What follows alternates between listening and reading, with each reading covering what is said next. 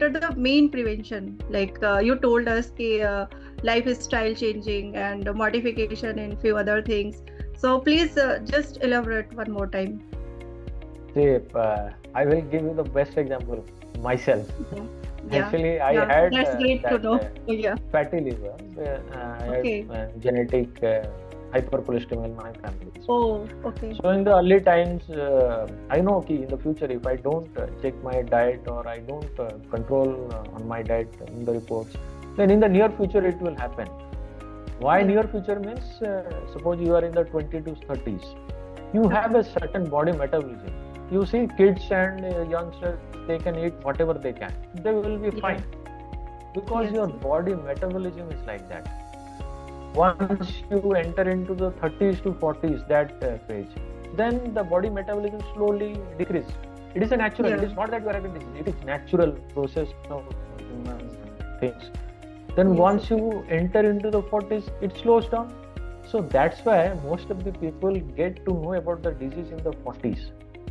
Because they will have starting problem, because body is not sustaining. If they take some major amount of food, they will have discomfort. Then they go doctor, they will have detection sugar, they will find the cholesterol. So in that way, if somebody has cholesterol or diabetes, they see LFTs. One should check for ultrasound and liver function test. It should be done. Now there's European and American, we have Indian guidelines also, that those who have metabolic syndrome, those who have diabetes and cholesterol, they should also check for liver test, because it is also related. Cardiac diabetes and your health being, gastric things are interrelated. So in that things, if the liver function tests are normal, you go for lipid lowering drugs like cholesterol, whatever problems you have, consult the doctor. And if those things are normal, if you have only fatty liver, so the things is that you have to check whether you have cholesterol or not. That will give a certain parameter. They will be having some kind of borderline hyperlipidemia, like 200s to 250s, not too high. If somebody has too high, I usually tell them go on restricted. First, I advise them to cut down on non-veg, because it is the major source of fat, big fat. The point is that only non-veg is not important. You are cooking the non-veg in oil, so it takes the cooking of the non-veg always carries a greater amount of oil, so it demands oil more, so more fat is taken. So in that way, first you should cut down on the non-veg diet. The red meat is important, it should cut down. Then comes chicken, then comes fish, then comes the egg.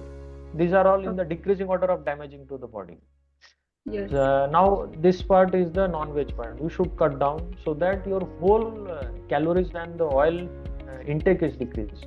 So we advise for cutting down on fats and oil. Second point is that you should cut down on outside fried processed foods like burger, pizza, cheese, pastries, or like those whatever, any kind of fried items. Junk food, I can see. One point is that nowadays research are there are European, Korean guidelines are there, they have banned, because those French fries are GMO modified potatoes. GMO modified means genetically modified. Those potatoes are in such not good for health. That means what I want to say is that GMO fat, that French fry, processed oil is okay, you take once in a while, but that potato will not get digested in your body properly, because your body is not used to it. It is artificial.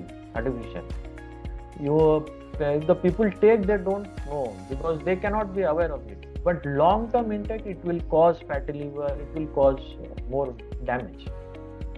So those things had to be cut down.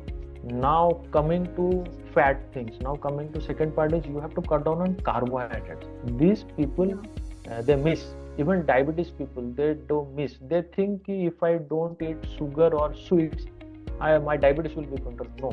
If you take too much of rice as per your body weight, too much of chapatis or whatever, too much, any kind of carbohydrate, even idli, upma, whatever, that will get stored in the liver as fat, contribute to the body fat, whatever.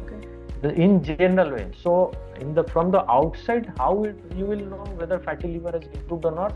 you will have weight loss.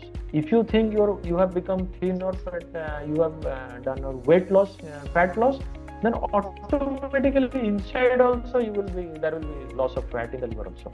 In the same way, there will be loss of fat in your coronary arteries also.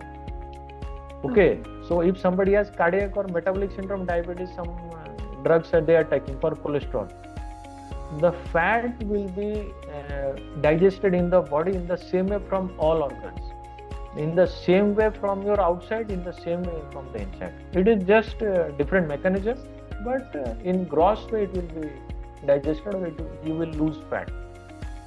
Okay. Now the third part is, this is about diet. Third part is about physical exercise. Yeah. Only diet will not.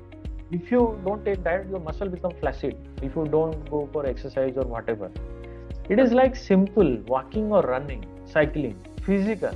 You should sweat out. Whether you do treadmill, whether you walk, whether you run, you just move around. Otherwise, this is scientifically proven. If you move around a little bit, your body hormones get upgraded. Suppose if somebody is taking diabetes medications, the medications will work better in the body mechanism, that insulin resistance that will work if the person get into exercise. It has been proven. Only diet will not. Otherwise, they will be on medication. Okay. These things will work when the person per se decides, okay, I will take care of my body. This advice will not work unless and until they understand, okay, this is not about threatening. This is about taking care of your own body to live happily and comfortably. You will not go to a doctor. 90% of the problems will get resolved if you do some exercise and take care of that. Now you can eat your food, something you want to enjoy, you want some kind of fast food. It's sometimes infrequently, not on a regular basis. But in your home, you check that I will cut down on food, I will go on fasting sometime. If you go on fasting for 8 hours, 10 hours, your liver and other organs get time to metabolize. If you go on cooking and dropping food, then what happens? The resistance happens. That is called as insulin resistance. That leads to diabetes after 40s from the early age. That's why younger generation, they should know that, not the older generation. They should modify this lifestyle.